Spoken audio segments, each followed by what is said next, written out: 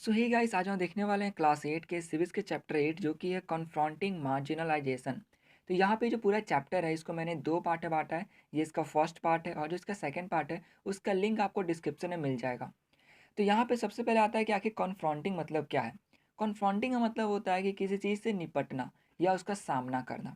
जैसे कि जो मार्जिनाइजेशन होता है इसमें हमने जैसे अपने पिछले चैप्टर में देखा है कि जो लोग माइनॉरिटी में होते हैं जिनकी संख्या दूसरे के मुकाबले कम होती है ना, उन्हें कभी कभी जो है ना इनइक्वलिटी फेस करनी पड़ जाती है। ठीक है, कभी कभी उनको डिस्क्रिमिनेट किया जाता है। तो ये सब चीज़ों को कैसे रोका जाए, इससे सामना कैसे किया जाए, तो वही हम इस पूरे चैप्टर में देखने वाले हैं।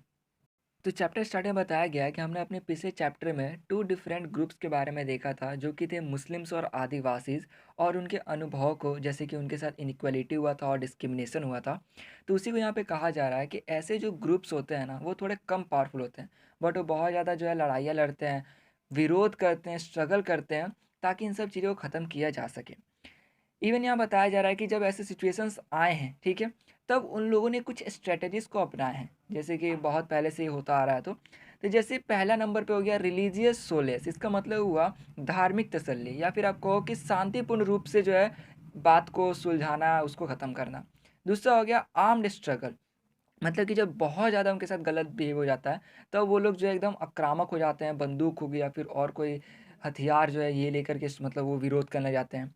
तीसरा हो गया सेल्फ इम्प्रूवमेंट एंड एजुकेशन। मतलब कि अपने आप को बेहतर बना करके, ये समाज को दिखा करके कि वो भी कुछ अच्छा कर सकते हैं। चौथा हो गया इकोनॉमिक अपलिफ्ट। मतलब कि कोई और बड़ा काम करके इकोनॉमी को और डेवलप कर सके। जैसे कि ये रहेगा कि जैसे आदिवासी हो गया, उसमें से कोई व्यक्ति जो है कोई अच्छा काम करता है, जैसे कोई किसी चीज़ में थोड़ा तरक्की करता है, तो लोग को ये पता चला कि अरे यार, हम क्या समझते थे कि ये ऐसे होते हैं, बट नहीं, ये भी मतलब बहुत अच्छा कर सकते हैं। तो इन सब चीज़ों को दिखा करके तो यही बोला गया है कि ये जो चार सिचुएशंस हमने देखा, religious solace, armed struggle, self improvement and education, economic uplift, ये डिपेंड करता है कि आखिर इनमें से कौन सा वाला जो है ये लोग चूज़ करेंगे। ठीक है, मार्जिनलाइज जो ग्रुप से वो चूज़ करेंगे। ये डिपेंड करता है कि आखिर उनके साथ कैसा बिहेव किया गया है। बहुत ख़राब किया गया रहता है तो वो सीधे जो है आर्म्ड स्ट्रगल पे आ जाते हैं। कम थोड़ा कम रहता है ना, ठीक है, तो वो रिलीजियस सोलेस भी जो है इस्तेमाल करते हैं।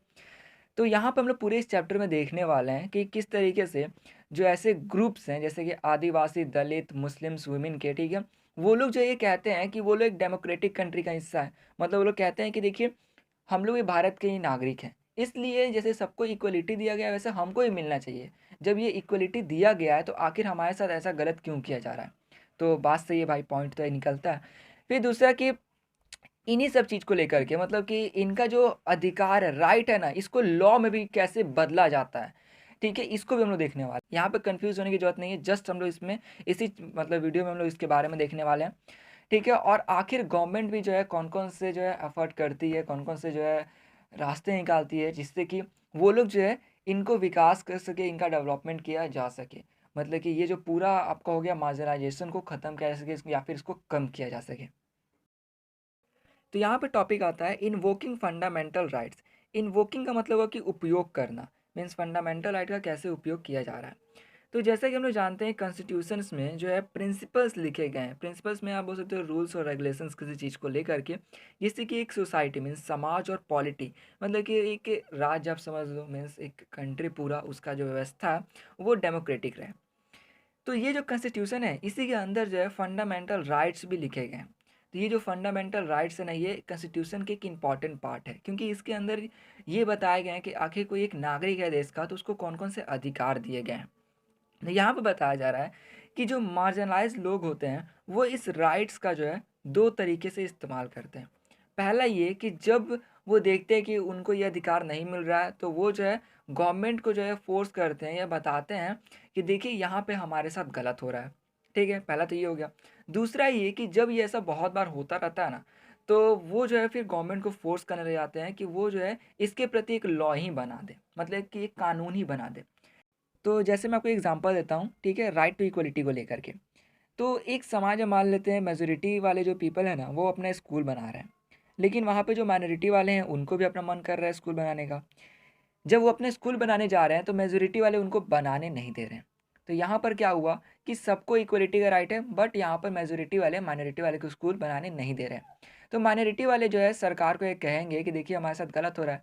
सरकार जो है उसके प्रति जो है कुछ एक्शंस लेगी।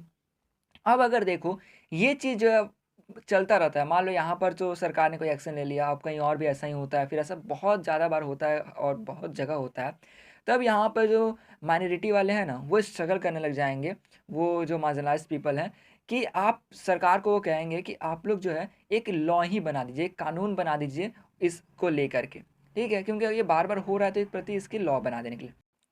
तो जब ऐसा कभी सिचुएशन आता है तो जो सरकार रहती है वो फंडामेंटल राइट्स को देखते हुए एक नया लॉ बना देती है, जिसमें रहता है कि ये जो ग्रुप के पीपल हैं ना, ठीक है, ये लोग भी जो है इनका अधिकार है कि ये लोग अपने स्कूल बनाना चाहते हैं तो बना सकते हैं, मीन्स एक कानून ही पूरा बना दी। अब उनको कोई रोक ही नहीं सकता, अगर रोकेगा तो उस पर जो है बड़ी कार्रवाई होगी।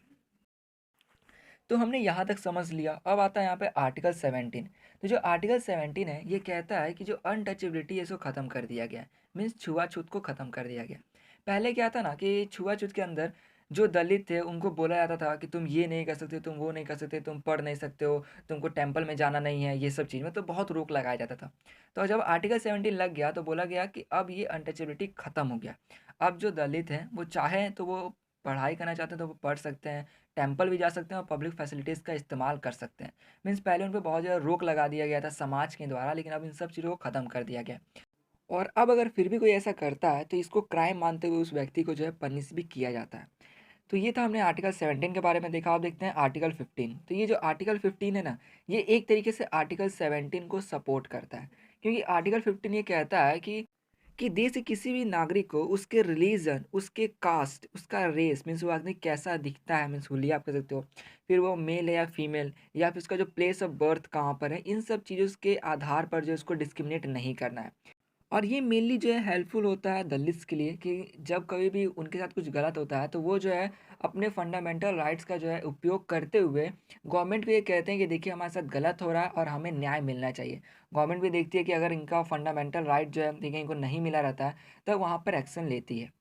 तो ये हमने इसके बारे में देख लिया, ठीक है, कैसे ये हेल्पफुल होते हैं इनके बारे में हमने जान लिया।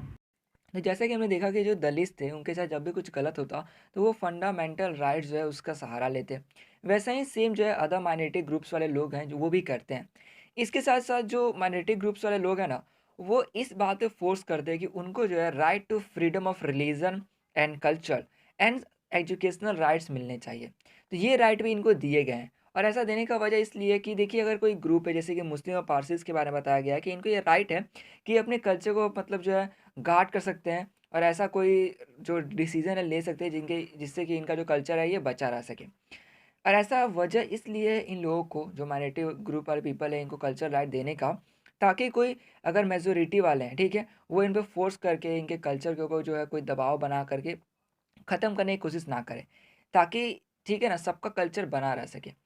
तो इसलिए कहा गया है कि जो कॉन्स्टिट्यूशन है ना वो सबको कल्चरल राइट देती है, इन ग्रुप्स को कल्चरल राइट देती है, ताकि ये जो है ऐसा ना कि फ्यूचर में जो है दबाव की वजह से ख़त्म हो जाए इनका कल्चर या फिर उस अस्त व्यस्त हो जाए। इसलिए इन लोगों को जो है कल्चरल राइट भी दिया गया है। कल्चर में हो गया जैसे कि कोई आदमी अगर पूजा पाठ करता है, मंदिर जाता है, तो कोई मस्जिद जाता है, तो इस टाइप से उनका जो कल्चर है ये बचाए रखना। तो ये हमने देख लिया एक और मेन सा पॉइंट। अब यहाँ पे टॉपिक आता है लॉज फॉर द मार्जिनलाइज्ड। देखिए यहाँ पे बोला गया है कि जो गवर्नमेंट है वो लॉज बनाती है ताकि सभी कुछ सही ढंग से चल सके, साथ में जो सिटीजन्स है उनको प्रोटेक्ट किया जा सके। इसका मतलब है कि उनको पूरा फंडामेंटल उनका राइट मिले। यहाँ पे जैसे बताया गया है कि कुछ स्पेसिफिक लॉज और पॉलिसीज जैसे बनाती है गवर्नमेंट जो है उन ग्रुप्स के लिए, एक कंट्री में जो ग्रुप मार्जिनलाइज्ड है उनके लिए। जैसे वो पॉलिसी और स्कीम्स बनाने से पहले देखती है, ये सर्वे करा करके ये देखती है कि आखिर लोगों को किस चीज़ की परेशानी है, और उसके बाद जो है उसको सॉल्व करने के लिए वो जो है उस से रिलेटेड कुछ लॉज और पॉलिसीज़ बनाती है। तो इसका हम एक एग्जांपल लेते हैं एजुकेशन से रिलेटेड। ठीक है, तो देखो कोई अगर ट्राइबल एरिया या फिर कोई ऐसा जगह है जहाँ पर दलित पॉपुलेशन हाई है और वहाँ पर पढ़ाई की सुविधा अच्छी नहीं है, जैसे कि स्कूल हो गया, कॉलेज हो गया, ये सब अच्छा नहीं है, तो गवर्नमेंट वहाँ पे स्कूल कॉलेजेस बनवाएगी, इवन हॉस्टल्स बनवाती है। तो वहाँ पर क्या है ना कि उनको कुछ फैसिलिटीज़ दिया जाता है, जैसे कि बच्चे जो है स्कूल आएँगे तो उनको फ्री में खाना दिया जाता है, ठीक है? और ये बहुत सारी फैसिलिटीज़, और ये देने का वजह यही रहता है ताकि वहाँ पर जो बच्चे हैं वो स्कूल में आके पढ़ सकें और एजुकेट हो सकें। एजुकेट होने से क्या होगा कि एक इनइक्वालिटी जो है ख़त्म हो जाएगा। मीन्स हम लोग देखते हैं कि अगर कोई समाज में जो कुछ ज़्यादा लोग हैं जो कि पढ़े हुए हैं और कुछ लोग हैं जो नहीं पढ़े हुए हैं, तो नहीं पढ़े वाले को लोग मार्जिनलाइज़ कर देते हैं। तो यहाँ पर जो मार्जिनलाइज़ है ना उनको मौका दिया है कि आप और पढ़ो, जिससे कि ये जो इनइक्वालिटी है समाज में ये ख़त्म हो सके। ठीक है ना? इसी का एक रिलेटेड यहाँ पर एग्ज़ाम्पल दिया गया है ऐसे ही लॉ और पॉलिसी जो कि है रिज़र्वेशन पॉलिसी। और देखा जाए तो ये जो पॉलिसी है ऐसे ग्रुप्स के लिए बहुत ज़्यादा इम्पोर्टेंट रहा है। बट हाँ, इस ये जो है बहुत ज़्यादा विवादजनक भी रहा है। मतलब इसके प्रति बहुत ज़्यादा जो है बहस उठा है, बहुत ज़्यादा विवाद भी हुआ है। देखिए ये जो पॉलिसी थोड़ा इम्पोर्टेंट सा है, इसलिए मैं इसको अगली वीडियो में जो है डिटेल में पढ़ाऊँगा। तो यहाँ पर पार्ट 1 हम लोग यहीं तक एंड करते हैं। आशा करूँ आपको वीडियो अच्छी लगी हो। अच्छी लगे तो प्लीज़ लाइक कर देना, दोस्तों से शेयर कर देना और हाँ, कोई क्वेश्चन आ रहा हो तो कमेंट करके आप पूछ सकते हैं। तो इस वीडियो में सिर्फ इतना ही, मिलते हैं इसके नेक्स्ट पार्ट में।